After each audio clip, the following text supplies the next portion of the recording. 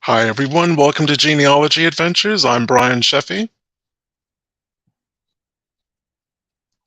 Donya. And I'm Donya Williams. How you doing today? Yes. Can you Happy hear me? Sunday. Yeah, I can hear you now. Uh-oh. So that was hello from Donya. Welcome everyone to the show. Hi. Thank you very much. Thank you very much for spending the next hour with us, however you're watching or listening. And yeah, just hello from a steamy Maryland, where I'm kind of happy that we can actually have a skyline. We don't have that Canadian smoke, which was quite Yes, that surreal. that that Canadian smoke. Can you hear me? I can hear you. Okay, I Yeah, think it's delayed. okay. I'm It's going to say that delayed. no, I seem to be hearing you in real time. No delay for me. It's a delay on my end. Anyway, I'm really glad about the Canadian smoke. And I'm really glad that, I'm praying for those people that are there. I wanted to say hello to everybody in Denver and Sandra in Denver, Colorado. And oh, this is a new person, DG. I've never seen that person. How are you? Brandy is our regular, but we want to jump right in. And of course, Miss Person, can't forget her.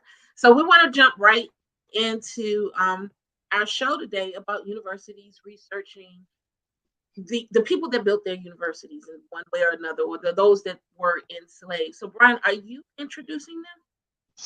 You are. Oh, okay. So let me just pull them in. First off, there's Miss. We have Shelley, or most people know her, Shelley Murphy, or most people know her as Family Tree Girl. She's one of the founders of the Magi and of the Is it Magi or Maggie? Maggie. Okay. Maggie, which is the Midwestern African American Genealogy Institute. She has been working with that for years. She also works with the University of Virginia, trying to find descendants of enslaved people. And then we have, yeah, my computer is really moving slow. I don't know why. But then we have Renata Oh, Yarborough, excuse me. And Renata is the host of Let's Talk North Carolina Genealogy. I've had some problems, so I wasn't able to get all of the information that I needed to get, but I do apologize as far as all of that is concerned. But Renata is also one of our guests, a very well known genealogist as well. And I am just so happy, and the first time being on Genealogy Adventures. So I'm very mhm. excited to welcome her to the show. So we've got a great mix of genealogists here because you and I, Donnie and I, cover South Carolina, North Carolina, Virginia. Shelley, you're deep in Virginia and South Carolina. I think North Carolina too.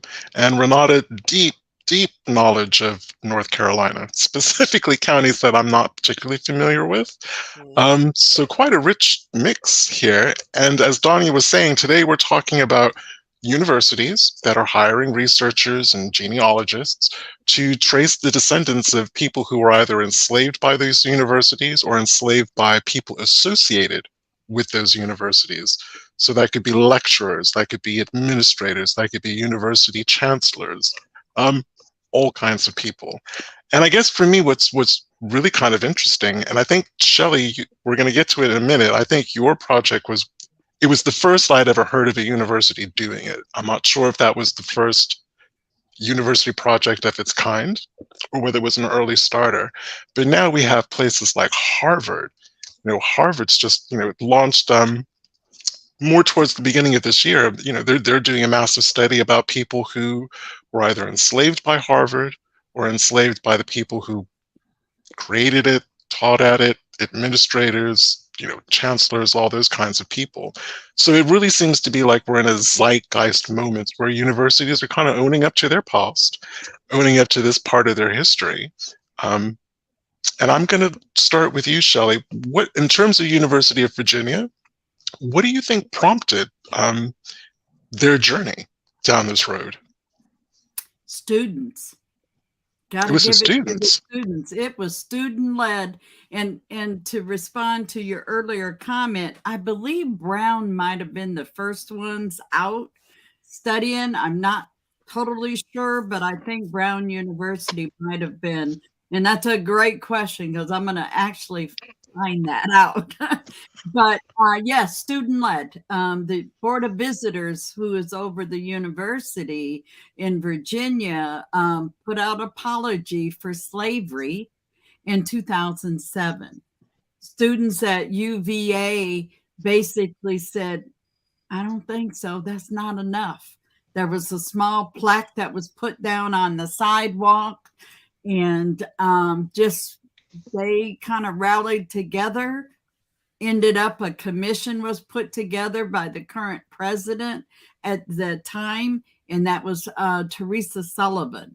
And so, yes, student led, definitely. And you know what? I say thank you. And the end result ended up with me being hired and a fabulous multi-million-dollar memorial that is up. And it's beautiful. It is a beautiful memorial.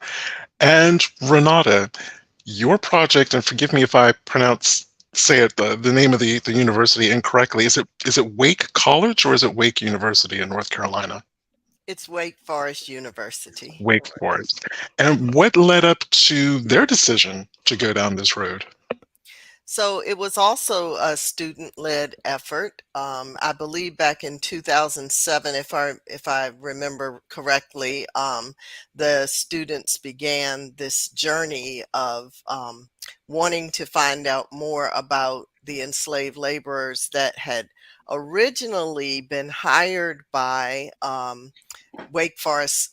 So Wake Forest has been Wake Forest Institute, and then Wake Forest College, and now Wake Forest University. And Wake Forest was actually not located where it is now. It is now in Winston-Salem, North Carolina, which is Forsyth County. But the school was originally in the actual town of Wake Forest, which is in Wake County, North Carolina.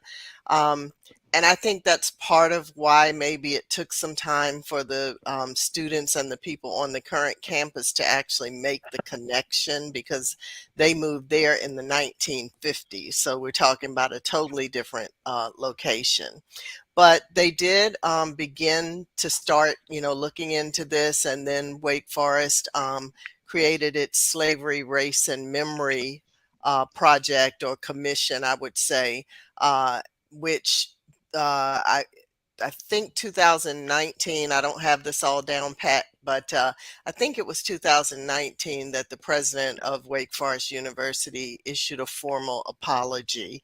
And that kind of started the ball rolling on everything. They do now an annual commemoration. I believe it's in April of each year, where they recognize not only the enslaved labor that helped this university to sustain and to continue to exist, but kind of just a celebration of African-American involvement in the university altogether. And then they hired, we'll talk a little more about how it happened, but I have been involved for about a year now as a genealogist to look specifically at one group of enslaved persons that came to be owned by the university or college at that time. And I am working on a third project, which is called it has to do with the Birdwood Plantation, which was built by a man called William Durrett Garth in Albemarle County, Virginia. The property actually was acquired by University of Virginia, so it is actually part of that campus. The house itself still stands. It's been used for different purposes since the university acquired it. I believe its last iteration was an adult education center. Most of the grounds, interestingly enough, is a golf course, which blessedly did not impact what they believe is where the enslaved people were buried. So they have an idea where they think they know where that is. The golf course is nowhere near it, which is a blessing. But as I said, I am tasked and being paid to research the descendants of the people that were enslaved by William Garth at Birdwood. And I'm going to say to both of you, and Renata, if you want to jump in first, It's a very interesting kind of genealogy because it's like, I call it genealogy in reverse. Normally, you start with someone who's living and you work your way back through through the generations, through the papers, just keep going back and back and back as far as you can. The kind of research that we're doing for the universities, you actually start with enslaved people, and then you try to find the records for them, for their kids, for their grandkids, all the way down the generations in an attempt to find living people. Because with the University of Virginia, it's very keen to have memorial services. So again, another memorial is going to be built, this time honoring the people who were enslaved at Birdwood. And they're very keen to find the descendants of these people. So Renate, can you think of any kind of challenges or major differences in researching from the past to the present rather than the present to the past? Absolutely. And I think we all refer to it as reverse genealogy. And exactly like you said, the differences were starting in the past. And I think each project is different based on how much and what kind of information the genealogist has to start with. But what I can say that I know most of us have in common, being myself, Shelley, and Jawan Johnson, who's not able to be on today, but he's the researcher for William and Mary for the Lemon Project, is that in many cases we only have first names. And I think that's one of the very common challenges. In my particular case, I only have 16 people that I'm researching and looking for descendants of, and I don't know when you want me to tell that story, so just let me know. But the only thing I have for them is first names, so there's no other identifying information like what their ages were, or out of the 16, were any of them family members to one another, which I'm sure they probably were, but there's just no hint about that whatsoever. I have names. I have the names of the people who purchased them from Wake Forest, didn't even know where those people were, so I had to find that first. And then I have the amount that they were sold for.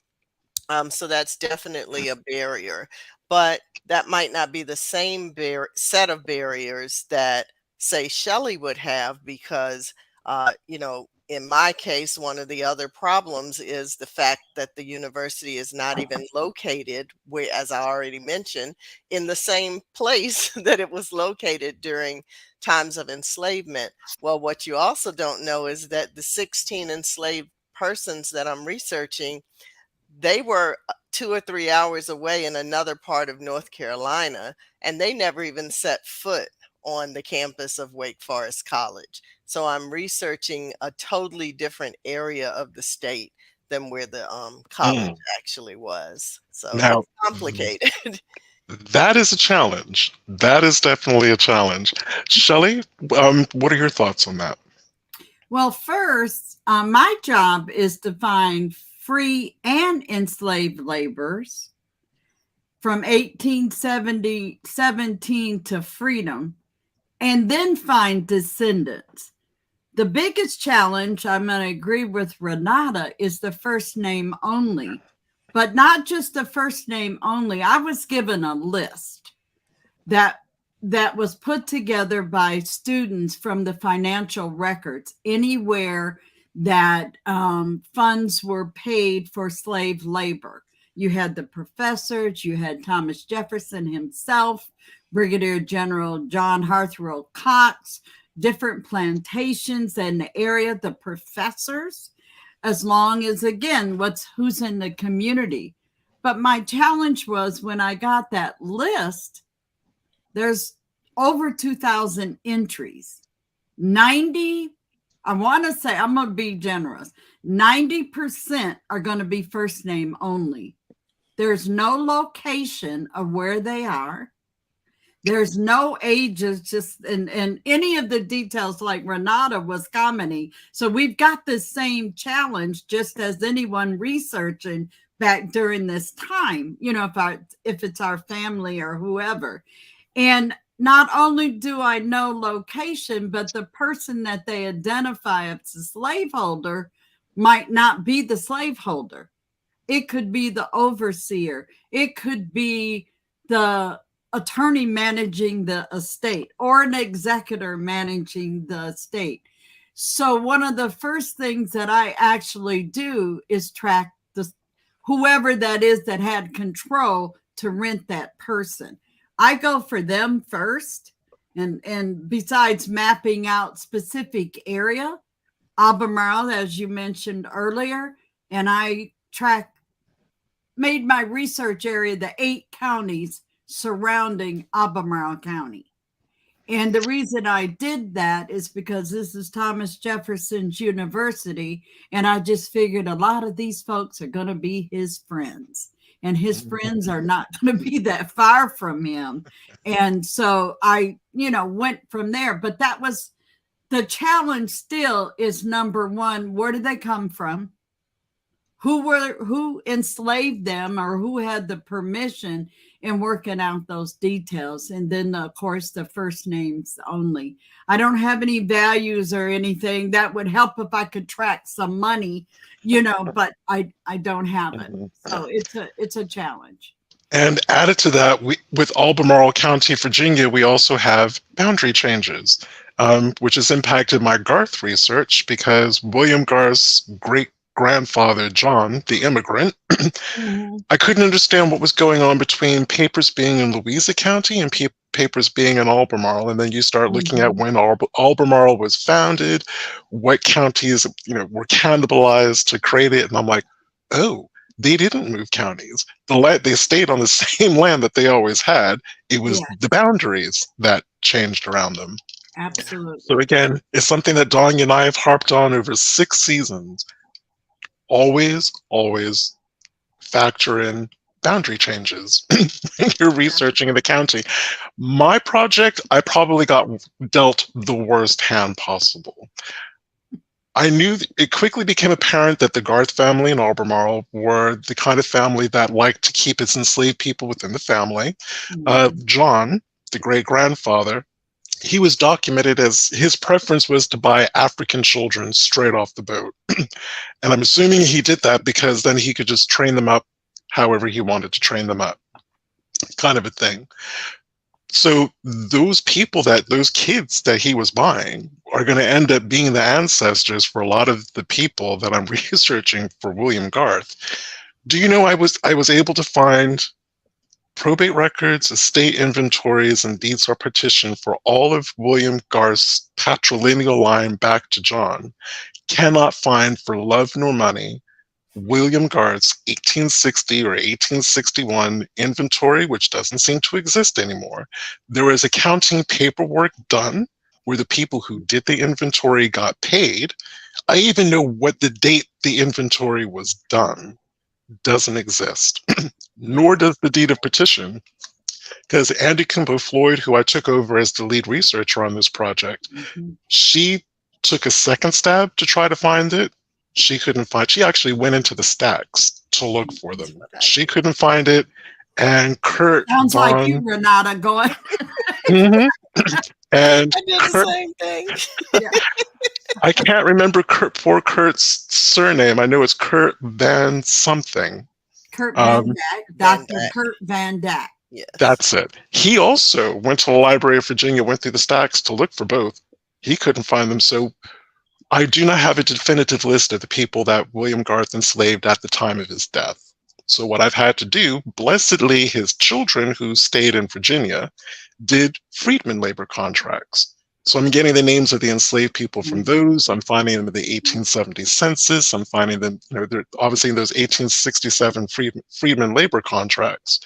So I'm having to reverse engineer, and looking at when they were born, I'm reverse engineering that they were born either at Birdwood or one of William Garth's other properties, because William Garth owned like 5 or 6 different properties, all in Albemarle County. So like I said, I got dealt a really bad hand on that one. But as I said, sitting up in a house repository, right? Don't you know it, or it was misfiled somewhere. Yeah. Well, Brian, I'll raise your bad situation and see you one. It sounds like it's in an attic to me. Somebody's attic. That's the house repository. Right. Yes. Yeah. Yeah. I just wanted to say it differently so that everybody else would know, just in case. But I do have a question for you guys, and because when I was doing my research on this whole thing, it said that it was like 95 universities that are actually doing this type of work. How did you get picked up by your particular university, and what direction do you think other genealogists that may want to help other universities, really try to get involved? Renata? Well, the way I got picked up, as you say, is Lamar Deloach, who's the president of the oh gosh, now I can't think of the name of the chapter, but it's the an OGS chapter in North Carolina. He was contacted by someone at Wake Forest who was looking for someone to do this work, and he referred them to me, knowing that I'm a North Carolina focused research, for the most part, researcher for my own personal research. And so that is how I got connected to this work, just because I do North Carolina, as people like to say. But it was a Okay. referral from a referral. Okay. And for me, in the community, there is a lot of, say, genealogy type groups. And I retired actually December 2018. I mean, fully retired, getting Social Security, and received a phone call. Yeah, I was ready to do my own research. I was done with the housing field. But anyway, Kurt Van Dijk called, basically, what are you doing? I was involved in some of the community meetings, keeping up when they were working on the planning and getting community input. And I will say that UVA started the coalition of universities studying slavery, and there's over 100 of them right now, which Wake Forest is one of them, and several universities. And it's an extensive list. There's even some overseas universities that are part of it. So I think the research is going to be more prevalent. Now, Joanne and I and Renata have given presentations on our research, the methods and the strategies. And one of the things for whoever is listening is that they need to make sure to have a genealogist at that table, because typically this research is it just the genealogist, or is it an African American genealogist? Now, I asked that question because that African American research is different from traditional. So should it be both? Should it be one? Like, what is your thought process? My personal opinion, I'm going to set that aside for a minute. I believe, and I'm saying this because I come to this table with 30 plus years of research. That's right. And number one, as an African American, I can't do African American research without researching European, white people, whatever you want to call anyone, And so when I sit back and think, should it be a white or a black person doing it? You have to do both, and you got to know how to do that. And that's one skill set that I think a lot of African American genealogists have, is because they are researching both. Where some white researchers are only going to be researching European. And again, we don't have that luxury of doing that for our own families, as well as, we didn't make the laws. We might be on the paper, but we're not the holders of the paper. That's right. So that is one of our big strategies, and to make sure that if there's universities, colleges, or whatever, or a church, anyone thinking of taking on this project, that they need to have somebody that's at that table that does have experience. And I'm going to say doing both. And that they know that community. And because if not, they're going to learn how to do that community. And just like, if I want North Carolina research, who am I going to call? I am going to Renata, you know what I'm saying, and Tania, because they know North Carolina. I know Virginia, throughout Virginia and Tennessee and other states and things. But as far as what I'm doing, I'm going to be Virginia. And again, I go to Brian. Brian, we're looking at the same counties in the same area and some of the same families, especially after they become free. And there could be some connections during enslavement period. And again, so that would be my recommendation I'm putting out there for any university or anyone thinking of a project, is that they need that. I'm not knocking the scholar, because I can play both sides, you know, but I think the genealogist that's experienced with researching African American, European needs to be at the table. Then they need to talk to the community. And I'm saying that because that's the biggest thing. And I know Brian and Renata, we don't have any choice. If they want complete info, that's what they're going to have to deal with. And to piggyback off of, to answer your question, to piggyback off of Shelley, as I said, Andy Kumba Floyd was the first lead researcher on the Birdwood Project. And she came to feel very passionately that an African-American genealogist should actually be the lead researcher. So she gave me a high recommend on that one. And I had a meeting with the UVA Foundation people, and yeah, they greenlit it. We had a really good question. It's flown by. I can't see who asked it, but they were asking the panel, how much success have we had in terms of the enslaving families working with us, providing documents and whatnot. For me, I'm going to say for my project, the University of Virginia, the UVA Foundation, they're the body that has the relationship with the Garth family. I don't even know how many people they're having those connections with. I knew it's more than just a handful.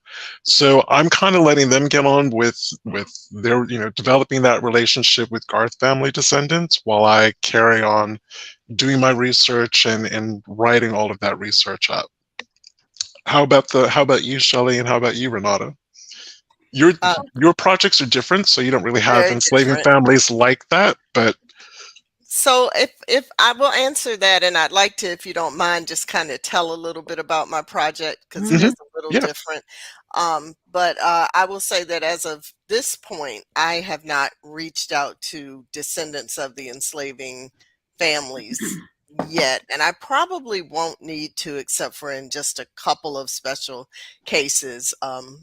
And I also hope to reach out to descendants of the family of a person who wrote the book, The History of Wake Forest, which is really the one and only source of information that we have for the situation that I'm researching. So just very briefly, in 1836, a man named John Blunt, who was a planter from Edenton, North Carolina, died and left in his will instructions that his entire estate was to be sold after the death of his wife, Rebecca, and that the proceeds from his estate, including his enslaved persons, were to be, let me back up a little bit. His entire estate was to be left to Wake Forest College after the death of his wife, Rebecca, and then the college was to sell everything for the benefit of creating an endowment for the college to train. It's a Baptist university, and the endowment was to train young men who wanted to go into the ministry. So he did this in 1836, but his wife Rebecca didn't die until 23 years later in 1859 in November. And so there was supposedly an auction or sale of some type that took place in May of 1860. They have an exact date based on what's written in History of Wake Forest, that on May 7th, 1860, these 16 enslaved persons were sold by the Wake Forest Board of Trustees to create this endowment. And it's the descendants of those 16 persons, only 13 of whom are named, that I am tasked with finding. And so it's kind of just this really different situation, because this happened in May of 1860, and full emancipation was 5 years later. So I only have a 5-year window with no other information about these people, and only 5 out of the 16 are part of the original enslaved that were left in 1836. So I also have to find out where the other 11 came from, whether they were births, to people who were already part of the estate, or did the wife purchase some more? It's just a really mixed bag of stuff. And then you were talking about missing documents. There are several things that are missing, and if you want to know more, please just I just gave a full talk about this on Let's Talk North Carolina Genealogy last Sunday. So just Google Renate Yarborough-Sanders and Wake Forest, and you'll come up with the whole thing. But it's just there's nothing. There's no evidence that I've been able to find in working on this for about 6 or 7 months, part-time, but working diligently. There's no auctions. There's no newspaper clipping other than one that says that it happened, but it doesn't say anything else about it. And I haven't been able to find any bills of sale or any of the regular stuff we'd be looking for. I'm not going to list it all out right here, but there's just nothing. But just like you, Brian, I have a court document that says that Rebecca Blunt's inventory was filed. It was in Book A, page 370 or something like that. Book A is missing. And so just like I drove down to Shawan County Courthouse and I said, can I just feel the look pain. around? Can I look around? I might, after 100-something years, maybe I'll find it where nobody else has found it. But it wasn't there, and the state archives doesn't have it. So I was right there with you on that, right there with you. So that I'll shut up now, but that's just a little bit. This is just a very strange case that I'm working on. Very strange. And I love the challenge that she's having, because whatever she does, I'm going to turn around and say, let me check and see if I can find these for mine. Right. So mine is a little different. And again, mine starts about 1817. And before I talk about enslaver descendants, I want to make a point that anybody that could have been rented in 1817, 1820, all the way up to freedom. Think about those early years and when they would have been born. I'm not in the 1800s. I'm in the 1700s, looking at a lot of these people with first name only. That's one of those big challenges. And again, think about this. Bob. Oh, he's rented in 1823. Bob. That's it. Bob. Where am I going to find Bob? And how many Black Bobs in 1870, or even in the Freedmen's Bureau prior to that, will I find in each one of those counties? Because I'm going to bullseye effects and touching, each county for whoever I'm looking for. One of the strategies I did and I use quite often is the example is Aaron. And I saw Aaron rented 4 times, different people. So my question was there one Aaron, or was there 4 different enslaved people named Aaron? I had to resort to paper and pencil, y'all, and chart that out, track those white people, the enslavers, and find out. And you know what? It ended up they were all related, all connected, and there was one Aaron. So it just moved the money basically through the family. So set that aside. Now to answer that question. Can I just jump in really quick? Shelley just gave you a really good tip there. Strategy. work things out on paper. Yes. Now back. I was actually getting ready to say the exact same thing. There you go. Renata, mine is sitting back behind me, the notebook. So, Yes. so as far as my involvement, again, that's who I'm looking for. First is descendants of the enslaved, the enslaver, or I call them the slave owner. And so I build trees, and I don't want to say master tree. I have an original tree with all of the slaveholders off of my list that I have. So I am researching them based on their time. And yes, I find descendants because a lot of the descendants of the slaveholders and also in descendants of the enslaved are still in the area. And so that's one plus I'm going to say that I might have, that a lot of them, if they move, they might just go to another section of Virginia, another county, or if they go further north, there's still some folks still here. My interactions happen all the time with the slaveholder descendants. And so far, it has been positive. A couple people step back and say, we'll check into that. But other than that, I took an approach and I said, how best do you want me to communicate with you? This is the project. How do you want me to communicate? Do you want to get on the phone? Do you want to get on Zoom? Do you want a face-to-face? Whatever the situation is. So I'm throwing it back at them to come back at me. And hopefully it's working so far. And they say, we'd like to have a Zoom, or I've got some, and I'm going to say the Brockenbrough family, we're here. We got stuff. What do you need? How can we help? That's the other beauty of that, is that I am running across them, because I also make a point to say, I'm not backing up to their house in a truck asking for anything. Right. I want information about the people that were on their property, that were owned by their ancestors. I'm not there to criticize. I'm not there to do anything. I want information about these folks. I want to know about the individuals, the families, and what happened.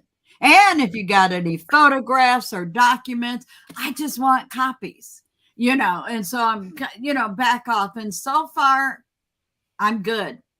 Slaveholder families, yes. So I'm going to say that's a blessing. Yeah. Yeah. Well, actually, I have some terms for you, Shelley, that I wanted to quickly bounce off of you, because I don't like saying I don't like saying monster tree either. So I either will say my primary tree or my main tree, and then my supplemental trees. No, primary. Got it. Yeah. Now, mine Shelley, is. I was going to say too, I probably shouldn't have said that I won't eventually reach out to descendants of the slaveholders family. Things have changed with this project so much. It was touch and go the first 7 months. It was one professor who hired me out of his own research budget to do this work. And so every couple of months, I'd find out whether or not he was going to be able to support another couple of months. And there were breaks in, but so even though it's been a year, I've only done 6 or 7 months of work because of these breaks and having to wait for funding. But just a few weeks ago, the Diversity, Equity, and Inclusion Department took on this project with the backing of the provost and the university. So I'm in a different situation now where I do, there were things I wanted to do that I knew I just didn't have enough hours to do because I was being paid hourly then. So now it's all different, and I can see myself maybe reaching for a little bit of that. But one of the other issues about my project is the location of the enslaved being in northeastern North Carolina at the time of the Civil War. If you do research in this area, you know that this was a Union occupied area, and that many enslaved persons were crossing into Union lines and joining the Union Army. Families were living, being taken into contraband camps. Many of them were being transported up to Fort Monroe, Virginia, or getting there on their own. And so even though I said I have 5 years, there's quite a possibility that I'm really only looking at 2 or 3 years of them being in place. And I just this morning discovered that one of the purchasers, who was actually the pastor of the the Episcopal Church in Edenton, I just discovered this morning that he actually fled Edenton, which many of the planners and big homeowners did. He fled Edenton in 1862 and went to Chapel Hill and stayed there for the duration of the war. He got sick while he was there and actually died in August of 1865 and never made it back to Edenton. So now the question is, what happened to Harry, who was the person that he had purchased from the sale? Did he take Harry with him to Chapel Hill, or did Harry ever get back to Edenton if he did go? So now I have all these new questions that I didn't have before this morning, because I found out that Reverend Johnston never even made it back to Eden, that he left. And do you guys find back? Do you guys find that you begin to get more questions than answers with this particular type of research? Yes. Yeah. Probably me a little bit less so. And I find Shelley's project really interesting because, again, we're both working for UVA. Which is my alma mater. Yeah, our research does kind of overlap from time to time. So it sounds as though a lot of, Shelley, your people were staying not too far from where they had been enslaved, where already a lot of the people that I'm finding, 1870, they're there on the child of their last enslavers' land in Albemarle County. 1880, they're in completely different parts of the country. You have the Skank family, which went to West Virginia and then Michigan. Then I'm still writing up the report for George Washington Allen, which is turning into the War and Peace of genealogical research reports. He, 1870, is in Albemarle. 1880, he's in Michigan. Actually, Howell, Livingston County, Michigan. Then his family is in Detroit. Then it's in Inkster. Those both places in Wayne. And then later on, I mean, this is like the Great Migration. You want to talk about a textbook example of the Great Migration of Black people?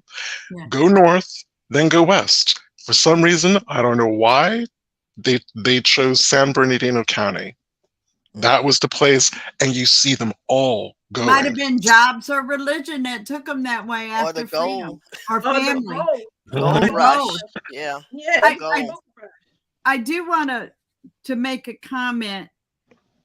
One of the things doing this research, well, one, it will stress you out a bit, and because there's so many other challenges in those unanswered questions. And so one factor that all of us that research, we don't talk about that time. And I want to mention the time.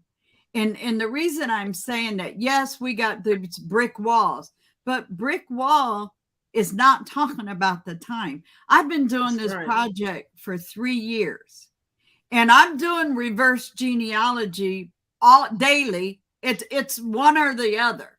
And I'm finding descendants, but if I don't find them first, except for, say, Bob, I can't hop right to 1870 when there's no last name. Mm-hmm. And when you talked about the difference in the counties or the migration, some of them, yes, and others, no.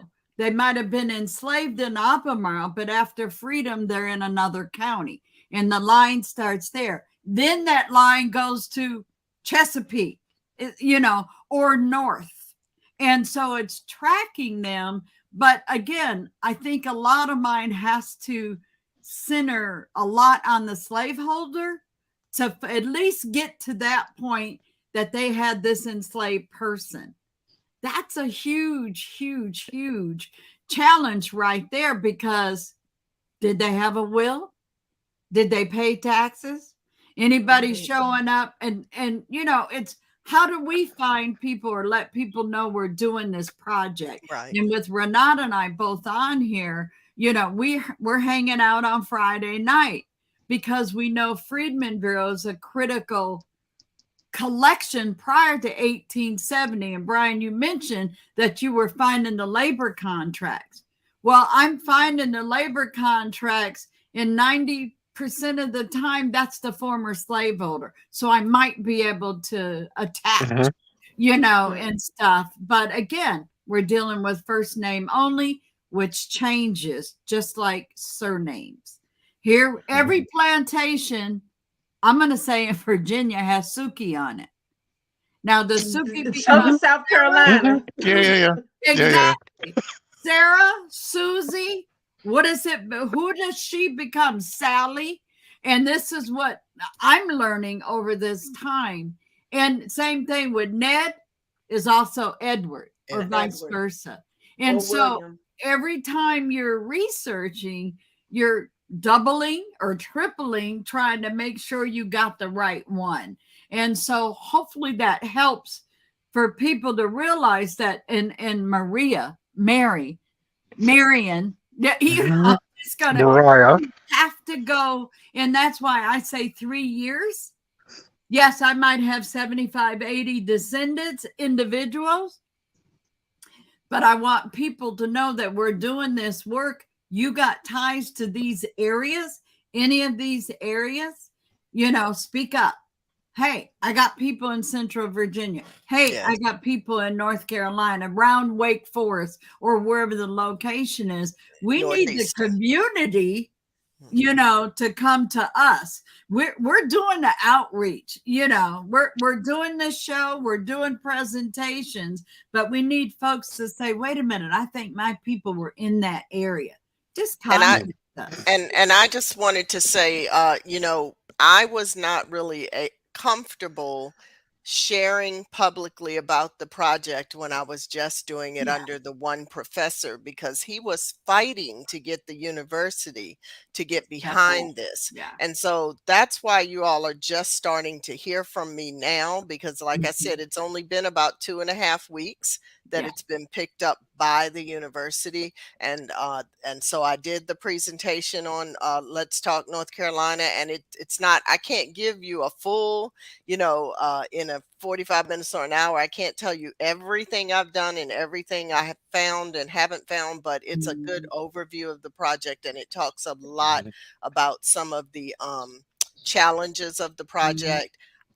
So I hope people will watch that. But the other thing is, I saw somewhere to the side in the chat, somebody said, I'm from Edenton. I would like for that person to send me an email, please, at Yarsan, YARSAN at AOL.com. I saw it. Yeah, because now, I can do that. That was one of our regulars, Carrie Ann. Okay. All right, good. Well, reach out to me and let me hear who your family were and everything. But I'm hoping that now that I can talk a little, I can talk very freely about it, and I can, attribute it to work that the university is doing, that I'm doing on their behalf. Now it's time for me to really get the word out. I've also posted in a couple of Facebook groups that are focused on that area, giving them all the names of all the purchasers as well as the first names of all the enslaved. And, it's a reach, because I have Jim and I have Lucy and I have Emma and Nancy. These are names everybody has. Harry. There's so many Harrys in Edenton. It'll blow your mind. And every Harry also goes by Henry. So the records sometimes say Harry and sometimes they say Henry. But please do spread the word, and please do reach out if you have connections.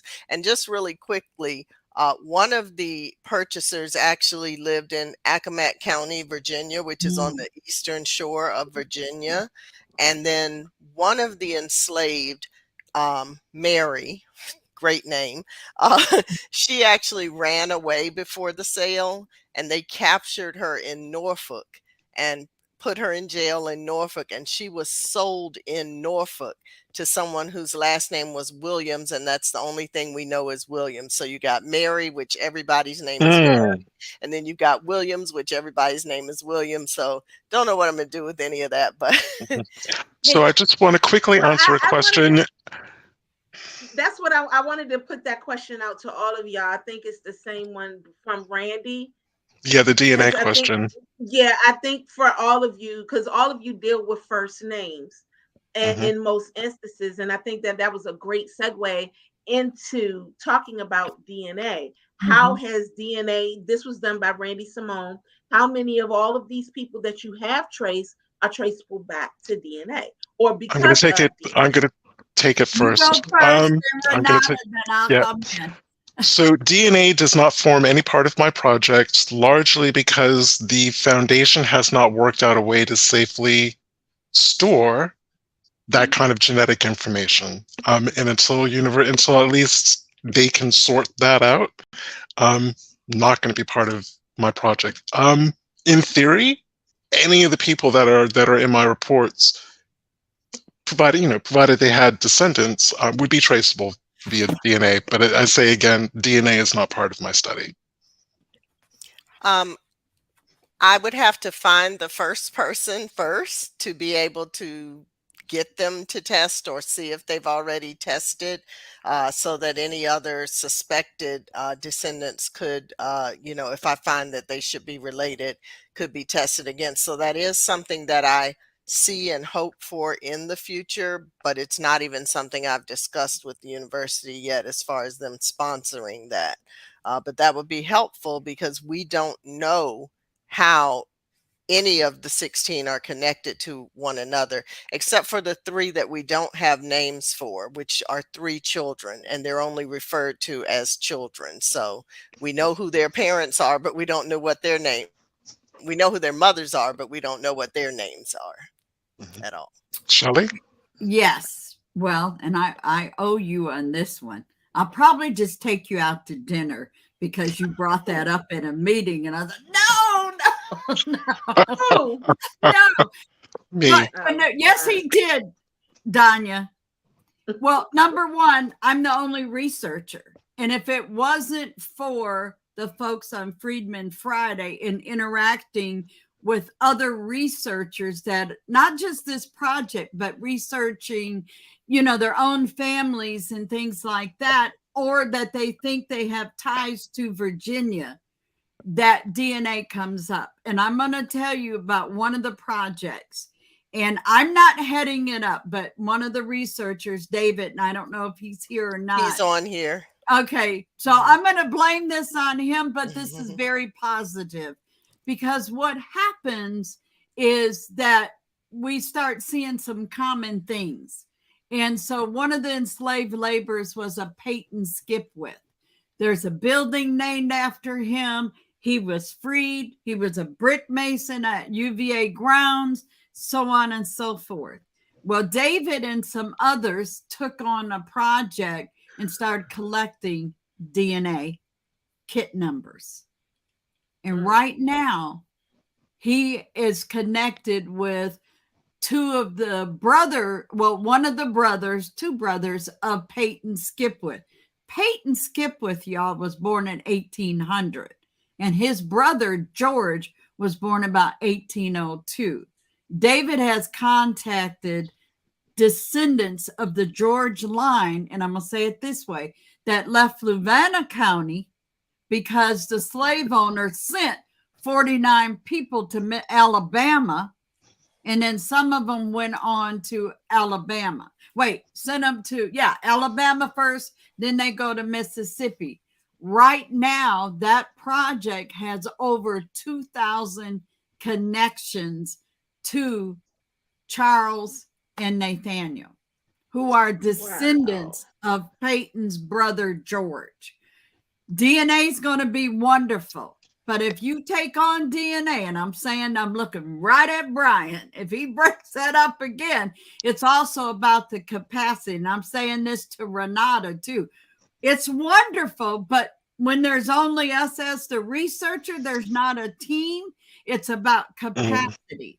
And thank goodness for David and Terry and them that have this project going on and that we can help and connect. We've got another person that hangs out, and I shouldn't say the name, but a person that has connected into 6 or 7 different families of the enslaved that I'm looking for because of DNA.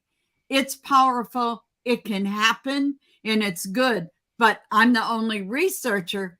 That university has not put anyone else on that, but that is definitely, just like Renata said, that would be wonderful to help make those connections, but you got to have the capacity to maintain it. And then go back to what Brian said, where are you going to store that private information?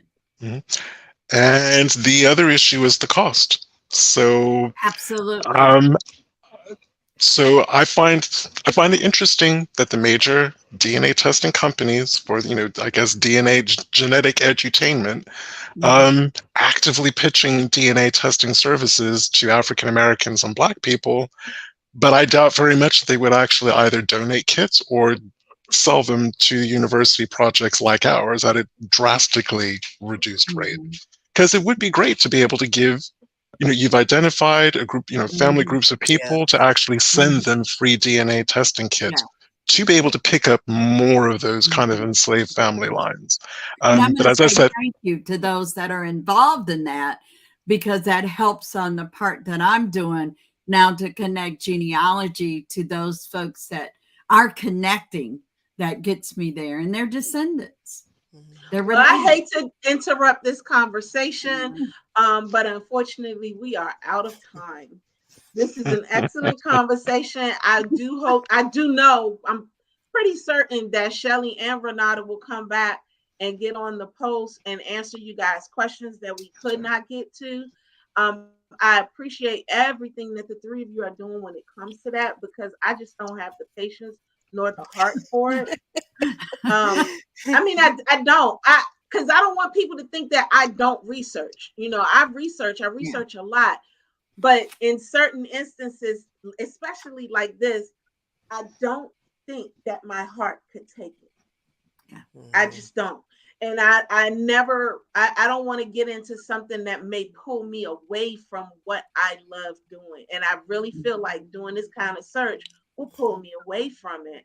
So I just want to thank you guys for doing this. And I hope that we've at least gotten some more interest from other genealogists, both those of European descent and of African American descent, to really try to reach out to some of those schools that are doing it. We will put a listing up just to let you know, and just reach out to them and see what they say, if they will allow you to help them. Because like Shelley said, and I'm just going to come out and say it because y'all know I am who I am, African Americans need to be at that table, and we need to be there to be able to find our families. So once again, thank you guys so much for being here.